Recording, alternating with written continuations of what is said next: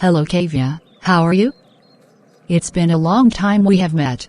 Oh hi Ankita, I am doing good. What about you? I am fine too. So where are you working right now? I am working at the Bosch company. Oh, really? That's a great company. What is your post there? I am working as a software engineer. That's really nice to hear. Thanks Ankita. So what are you up to nowadays? I am a travel blogger. I used to travel to different places and explore different cultures and varieties of food to write it in my blog. I would like to ask you also to follow my blog. Sure Ankita, I will certainly follow it. You are doing a great job by letting people know about different parts of the world. Thanks Kavya. Hey, why don't you join me and my family for tomorrow's lunch? They will also be happy to see you. Actually, that's a great idea. I would love to meet them. So it's decided. You will come to our place tomorrow at 1 p.m. We'll see you then. Okay Kavya. See you tomorrow. Okay bye. Hi Kavya, how are you doing? I am doing good. How about you? I am good as well. How are you dealing with Delhi's pollution? It's really terrifying, especially in winters. I recently ordered a pollution mask to decrease the effect of pollution, but we cannot wear it all the time. But what we need to do at home. Air purifiers. Don't they work well? They do, but not everyone can afford it.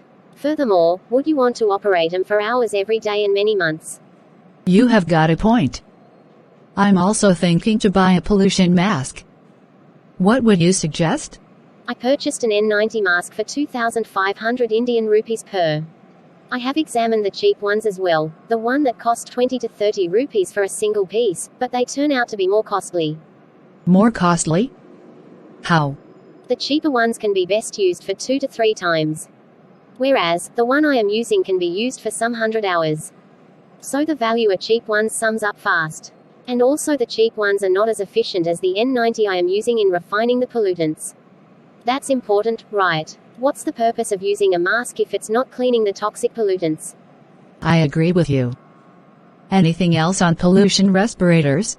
Prefer a mask with exhaling valves. Valves help you breathe easily, particularly when you are out of breath after exercising or climbing stairs, and stop the buildup of moisture. We have been inhaling the toxic air for the last few years. Do you envision any reduction in pollution levels in near future, says this winter? I think it will be minimal at best. Vehicular contamination can be managed by taking the fuel inefficient, contaminating old vehicles off the roads, but will it happen? Who will bail the cat to check stubble burning into neighborhood lands? The construction project is the easiest of the three to control. What about pollution from fireworks on Diwali?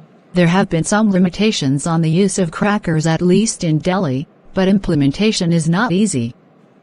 To be fair, I am not too concerned about crackers, because their impact is only for a few days. I am more bothered about the month-on-month high level of pollution rising out of other circumstances. I agree, but I think residents too have some part in controlling pollution. We can stop people from burning polythene bags and other dangerous waste in winter.